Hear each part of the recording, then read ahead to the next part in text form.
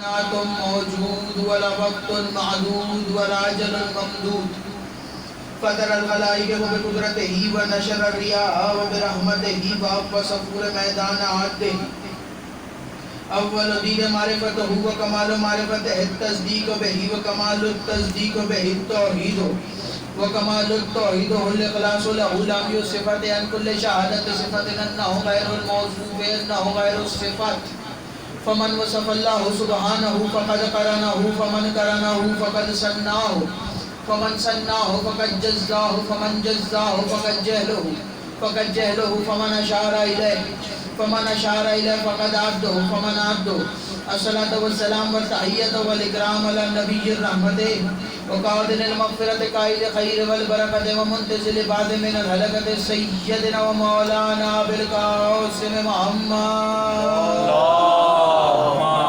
صلی اللہ محمد وآل محمد.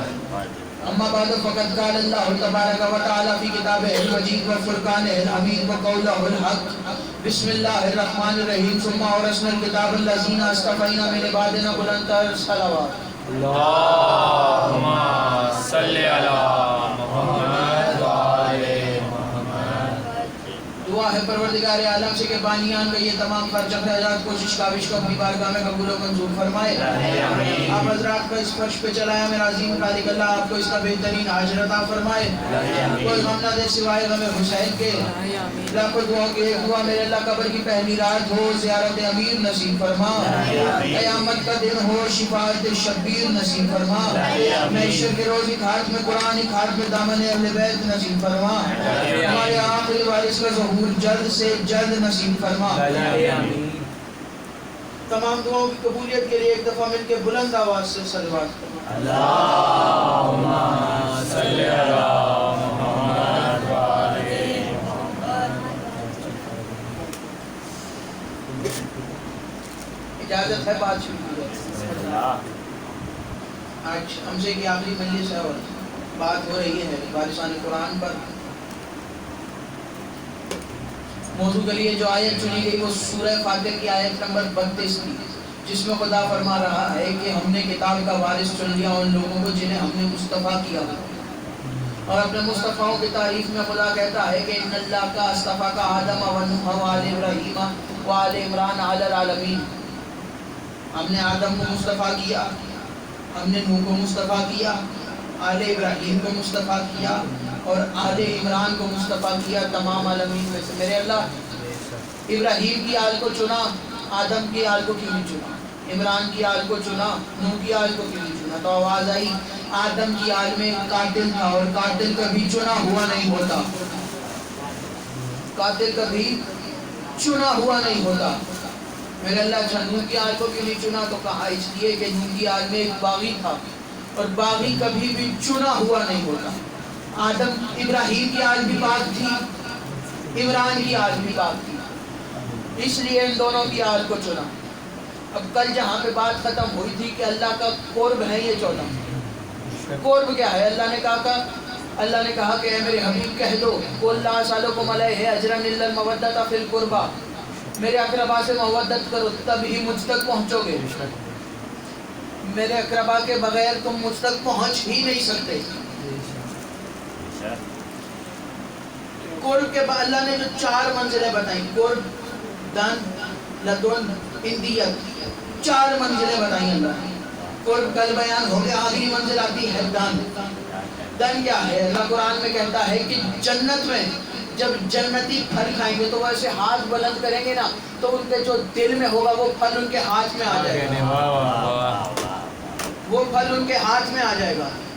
یعنی کہ جہاں تک ہاتھ جس بلندی تک جائے وہ ہوتا ہے دن. جس بلندی پہ ہاتھ جائے جو بلندی ہے وہ بلندی دن کہلاتی ہے. اللہ قرآن میں دوسری دلیل میری دن کی سننا. اللہ قرآن میں کہتا ہے کہ معراج والے دن مصطفیٰ اتنا قریب تھا میرے کہ بس ہاتھ لگاتا اور میں مصطفیٰ کو چھو لیتا. یعنی مصطفیٰ میرے سے صرف ایک دن کی دوری پہ تھے. اب لدن کیا ہے؟ یہ میرا لباس ہے, یہ میرا لدن ہے, یہ میرا لباس میرا لدن ہے. اس کے دو نظریے ہیں، ایک جو آپ کو نظر آ رہا ہے، ایک جو مجھے نظر آ رہا ہے۔ لدن بالکل میرے ساتھ۔ اللہ کہتا ہے کہ یہ 14 مجھ سے علم لدنی لیتے ہیں، یعنی کہ بالکل میرے سے قریب کا علم، جو میرے قریب ہے علم، وہ مجھ سے علم لیتے ہیں یہ 14۔ لیکن یہ 14 رہتے کہاں ہیں؟ اللہ کہتا ہے یہ 14 میری اندیت میں رہتے ہیں۔ اب اندیت کیا ہے؟ اندیت یہ جو میں مجلس پڑھ رہا ہوں، اس میں جو لفظ بول رہا ہوں، یہ نظر کسی کو نہیں آ رہی، لیکن یہ میرے اندر ہے، یہ میرے باطن میں سے باہر آ رہے ہیں۔ یہ ہے اندیت، یہ ہے اندیت۔ کوئی بھی آ کے اگر دیکھے گا، وہ میری یہ بتائے گا کہ میرے جسم میں کتنی ہڈیاں ہیں، لیکن یہ نہیں بتائے گا کہ یہ لفظ کہاں سے آ رہے ہیں، کیونکہ یہ کسی کو نظر نہیں آ رہے۔ اللہ کہتا ہے 14 رہتے ہیں میری اندیت میں، جب میں چاہتا ہوں 14 کو ظاہر کر دیتا ہوں، جب میں چاہتا ہوں 14 کو ظاہر کر دیتا ہوں۔ یہ رہتے ہیں میری اندیت میں۔ جو اللہ نے 14 کو اپنے اظہار بنا کے بھیجا، یہ اس کا اظہار ہے، اللہ نہیں ہے۔ ہم انہیں سب کچھ مانتے ہیں سوائے اللہ کے، بس اللہ نہیں مانتے۔ ہم انہیں مشکل کشا بھی مانتے ہیں، ہم انہیں حاجت روا بھی مانتے ہیں، لیکن اللہ نہیں کہتے، کیونکہ اللہ نے ان کو اپنی ذات کا اظہار بنا کے بھیجا۔ ان کے بغیر ہم اس تک نہیں پہنچ سکتے۔ اللہ کہتا ہے ان کے بغیر تم مجھ تک آ ہی نہیں سکتے، کیونکہ انہیں میں نے اپنا اظہار بنایا۔ اور ان سے مودت کرنے کا کہا ہے اللہ نے۔ مودت اور عشق میں فرق سننا۔ عشق کسے کہتے ہیں؟ میری کوئی چیز اگر گم جائے، مجھے اس سے عشق ہے، مجھے کوئی مسئلہ نہیں، دوبارہ آ جائے۔ لیکن مودت، مچھلی کو پانی سے مودت ہے، اس کے بغیر رہ ہی نہیں سکتی۔ اللہ کہتے ہیں میرے اقربا سے مودت کرو تاکہ ان کے بغیر رہ ہی نہ سکو۔ میرے اقربا سے مودت کرو تاکہ ان کے بغیر رہ ہی نہ سکو۔ عالم الست اللہ نے آواز دی کہ کون ہے جو مجھ سے عشق کرے گا؟ کوئی ہے جو مجھ سے عشق کرے؟ تو 1,24,000 انبیاء نے کہا کہ میرے اللہ ہم ہیں، ہم عشق کریں گے۔ آواز آئی وعدہ یہاں پہ لوں گا، لیکن امتحان وہاں پہ لوں گا، وعدہ کرو یہاں پہ۔ وعدہ ہو گیا، انبیاء کے آنے کا سلسلہ شروع ہو گیا۔ آدم آئے، آواز آئی آدم عشق۔ آدم نے عشق کہا میرے اللہ کروں گا عشق۔ اب آدم نے عشق کا سوچا، ابھی عشق کا سوچ رہے تھے کہ بیٹے نے بیٹے کو قتل کر دیا۔ آواز دی میرے اللہ جب گھر میں قاتل ہو تو پھر عشق کیسا؟ نوح آئے، آواز دی نوح عشق۔ آواز دی میرے اللہ عشق کروں گا۔ ابھی نوح عشق کرنے کا سوچ رہے تھے کہ یہاں بیوی اور بیٹے نے بغاوت چھیڑ دی، چھوڑ کے چلے گئے نوح۔ اب میرے اللہ جب گھر میں باغی ہو پھر عشق کیسا؟ انبیاء آتے رہے، عشق کا امتحان دیتے رہے۔ ابراہیم عشق میں سب سے آگے تک گئے۔ ابراہیم آئے، آواز دی میں اللہ نے کہ ابراہیم عشق۔ آواز دی میرے اللہ عشق کروں گا۔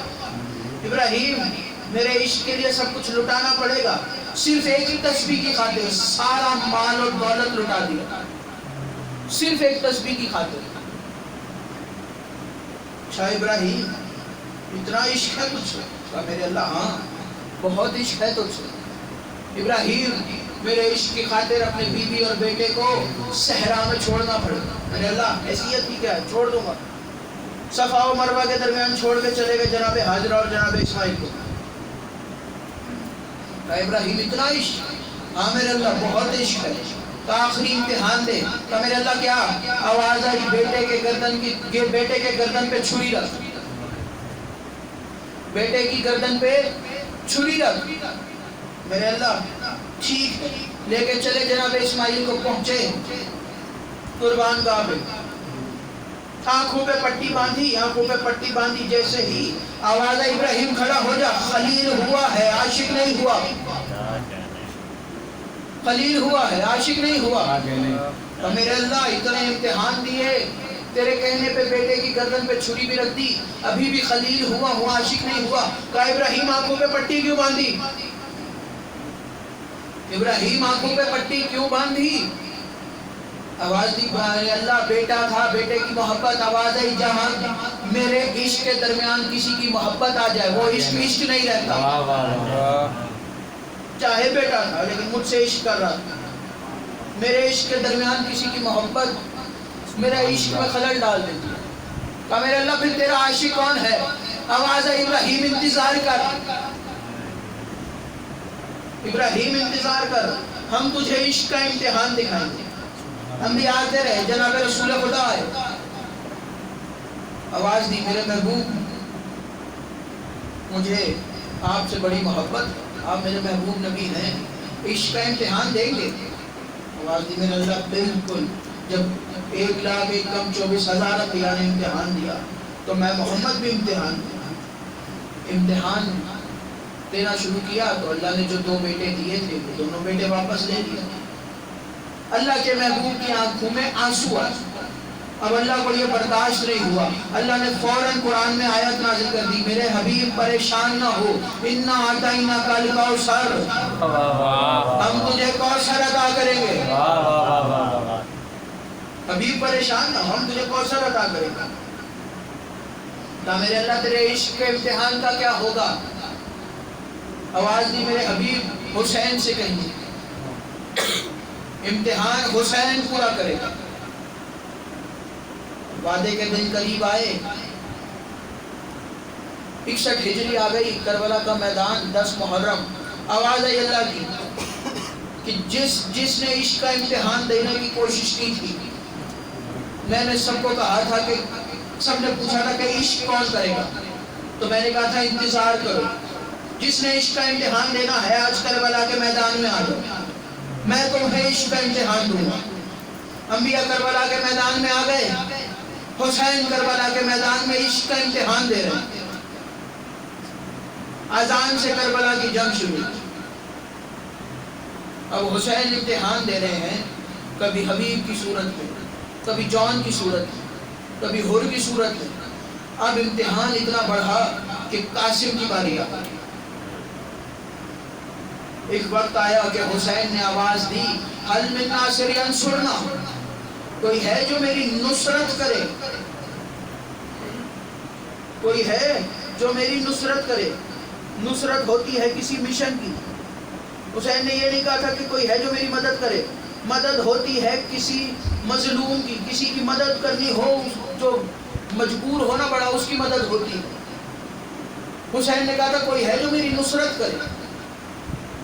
اب میں یہاں کہوں کہ میں نے اپنا گھر بنوانا ہے، میری مدد کرو، تو جو لوگ مجھے پیسے دیں گے وہ میری مدد ہوگی، لیکن میں یہاں پہ کہوں کہ مجھے بارگاہ بنوانی ہے تو یہ میرا مشن ہے، پھر جو اس میں حصہ ڈالیں گے وہ میری نصرت کریں گے۔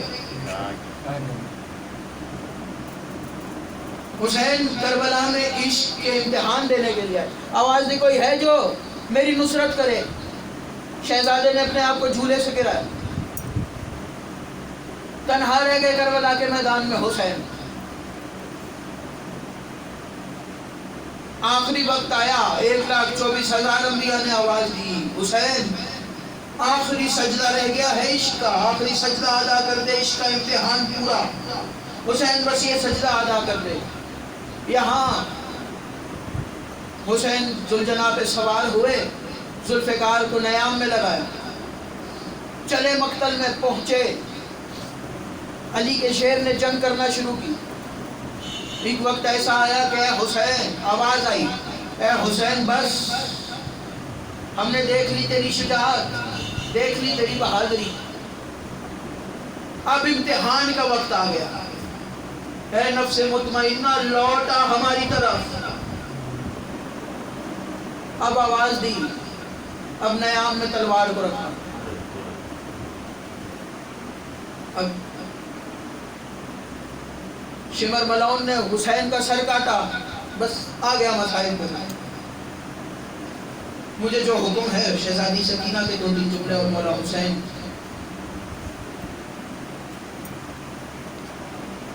بس یہ ذہن میں رکھنا حسین عشق کا امتحان دے رہا.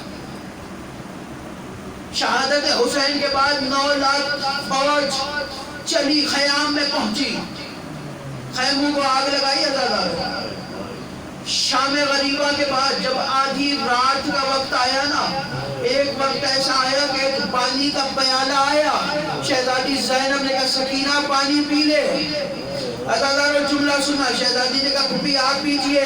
آواز دی سکینہ پہلے چھوٹے پانی پیتے ہیں. عزادارو پانی کا پیالہ لیا، مقتل کی طرف چلی، مقتل کی طرف چلی. شہزادی زینب نے کہا سکینہ کہاں جا رہی ہو؟ آواز نے کہا پھوپھی ابھی تو آپ نے کہا کہ پہلے چھوٹے پانی پیتے ہیں، میرا علی اصغر مجھ سے بھی چھوٹا ہے، میں اصغر کو پانی پلانے لے کے جا. عزادارو آدھی رات کا وقت ہوا، جناب ام کلثوم نے بچوں کو گنا تو شہزادی سکینہ نہیں ملی. جناب زینب کو بتایا، دونوں بیویاں، دونوں بہنیں کربلا میں مقتل کی طرف چلی. اب آواز دیتی جاتی تھی الیہ الیہ سکینہ، الیہ الیہ سکینہ، سکینہ آواز دو، سکینہ کہاں پہ ہو؟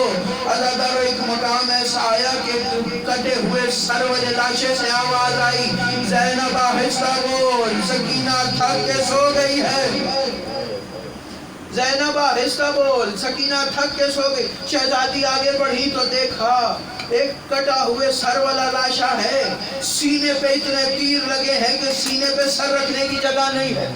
عزادارو بیوی نے دیکھا کہ سر رکھنے کی سینے پہ جگہ نہیں ہے. شہزادی سکینہ قدموں پہ سر رکھ کے سو گئی. عزادارو شہزادی کو جگہ آواز دی سکینہ کس کے لاشے پہ سر رکھ کے سو رہی؟ آواز دی پھوپھی اماں میرے بابا کا لاشا ہے.